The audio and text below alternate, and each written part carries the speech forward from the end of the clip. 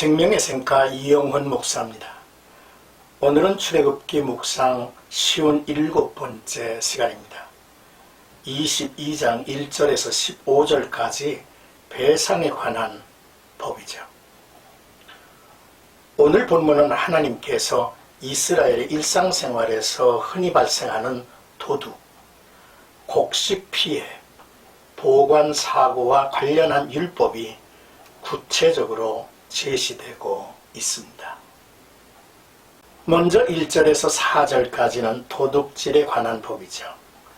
폭력과 사기로부터 사람과 재산을 보호하는 것은 모든 형사법의 목적입니다. 개인의 재산은 보호받아야 하죠. 도둑이 어렵게 사는 사람의 재산을 도둑질해 가면 재산을 얻기 위해서 힘을 다해온 수고와 땀, 투자해온 시간을 강탈하는 것이며 살아갈 능력을 상실할 수도 있어 한 가정의 삶을 송두리째 짓밟는 행위가 될 것입니다. 그러므로 예로부터 도둑질에 대한 형벌이 엄했음을 볼 수 있죠. 사람이 소나 양을 도둑질하여 잡거나 팔거나 그리고 잡히면 소는 5배, 양은 4배로 배상을 해야 합니다. 만일 도둑이 훔친 짐승을 산채로 가지고 있다면 2배로 배상해야 합니다. 만일 도둑이 배상할 수 없을 경우에는 자기 몸을 노예로 팔아서라도 배상하도록 명령하고 있죠. 그만큼 율법은 정당한 노동이 아닌 도둑질을 통한 이익 추구를 용납하지 않고 있습니다.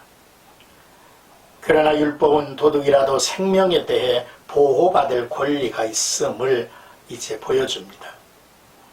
밤에 도둑질하다가 집주인에게 죽임을 당할 경우 주인은 정당 방어로 살인죄가 적용되지 않지만 날이 밝은 상황에서 도둑질하다가 걸린 도둑을 죽이면 과잉 방어로 인정되어서 주인에게는 살인죄가 적용됩니다. 우리 재산을 강탈하려는 도둑을 공정하게 다룬다는 것은 결코 쉬운 일이 아니죠. 특히 무복과 폭행, 폭력과 강간이 만연할 때는 더욱 그렇습니다. 그러나 성경은 우리 믿는 자들이 어떠한 상황에 직면했을 때라도 행해야 할 바에 대해 분명하게 교훈해주고 있죠. 그것은 공의와 긍휼로 행하라는 것입니다. 이제 5절에서 6절까지는 곡식 피해에 관한 법입니다. 자기 짐승을 제대로 관리하지 않고 부주의하게 내버려 둠으로 다른 사람의 재산에 피해를 입힌 경우에 관한 율법이죠. 자신의 가축에 의해서 예측할 수 없는 불로 타인의 곡식에 피해를 입혔을 경우 책임자는 반드시 배상해야 할 의무가 있습니다. 율법은 가해자의 의도와 부주의 또는 예측할 수 없는 사고를 구분해서 책임의 무게를 달리하죠. 이 율법은 놀라운 교훈을 가르치고 있습니다. 우리는 삶 전반에 걸쳐 의도했거나 또는 의도하지 않았을지라도 입힌 손해에 대해서 책임을 져야 할 뿐만 아니라 그 손해에 대해서 최선의 보상을 통해 책임을 져야 한다는 것이죠.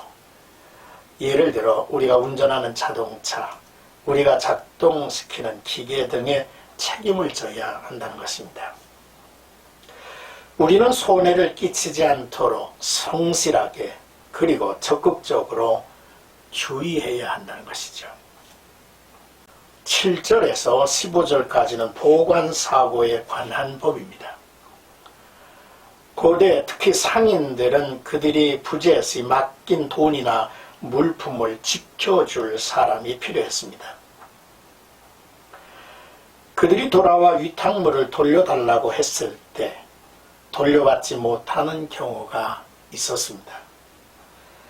율법은 일어날 수 있는 다양한 상황을 고려하여 바른 판단을 위한 기준을 제시해 주죠.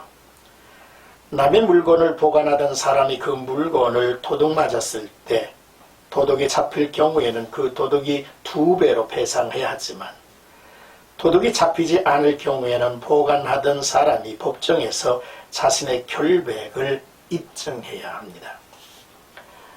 한 물건에 대해서 두 사람이 서로 자신의 소유권을 주장할 경우 재판을 받아야 하고 유죄 판결을 받은 사람은 피해자에게 2배로 배상하라 했습니다. 보관한 가축이 이상이 생기면 3가지 경우에 따라 대응이 달라지죠. 첫째로 피해가 어쩔 수 없는 상황이 발생했다면 보관자에게는 책임이 없습니다. 이 경우 보관자는 하나님을 증인으로 청하고 신적 정의를 따르겠다는 뜻으로 하나님께 맹세하여 자신의 무고함을 증명해야 합니다. 둘째로 피해가 도둑에 의한 것이라면 보관자는 맡긴 사람에게 배상을 해야 하죠. 셋째로 가축이 맹수에게 피해를 입었다면 주인에게 증거를 제시하고 배상은 하지 않습니다. 빌려온 짐승이 죽거나 다쳤을 때, 빌려준 사람이 함께하지 않았을 때 피해를 입었다면 빌려온 사람이 배상하지만 함께할 때 벌어진 일에 대해서는 무죄합니다. 대신 빌려온 쌍만 지불하면 되죠. 조지 부시라고 하는 학자는 이 법을 시행하면 할수록 이 율법이 얼마나 합리적이고 공평하고 자비가 넘치는지를 더욱 분명하게 깨달을 것이라고 했습니다. 재산에 관한 하나님의 율법은 다음과 같은 목적을 가지고 있습니다. 재산 소유자의 권리를 보호하기 위함입니다. 그리고 부주의 혹은 도적질이나 방화 같은 고의적인 행위로 인한 재산상 손해를 막기 위함입니다. 그리고 고의적이든 부주의든 간에 도적질이나 남의 물건에 손해를 입히는 일을 미연에 억제하고 예방하기 위함입니다. 또한 사회의 지나친 복수나 과도한 처벌로부터 범죄자들을 이제 보호하고 또한 그들을 교정하고 회복시키려고 하는 목표가 있습니다. 사람들로 하여금 평안하고 도덕적이며 정의로운 사회를 건설해 가도록 하기 위함이지요. 사고나 재산상 손해를 예방하기 위하여 주의하라. 범죄를 저지르기 전에 다시 한번 생각하라. 도둑이나 어떤 부주의나 무책임한 행동으로 재산상 손실을 입힌 사람들을 교정하고 회복시켜라 라고 하는 뜻이 담겨져 있다는 거죠. 우리가 살고 있는 세상이 평안했으면 좋겠습니다. 그리고 도덕적이고 정의로운 사회, 하나님의 공의가 많은 사람들에게 보여지고 느껴지고 또 그 공의 안에서 행하는 아름다운 나라가 만들어지기를 주의 이름으로 축복합니다.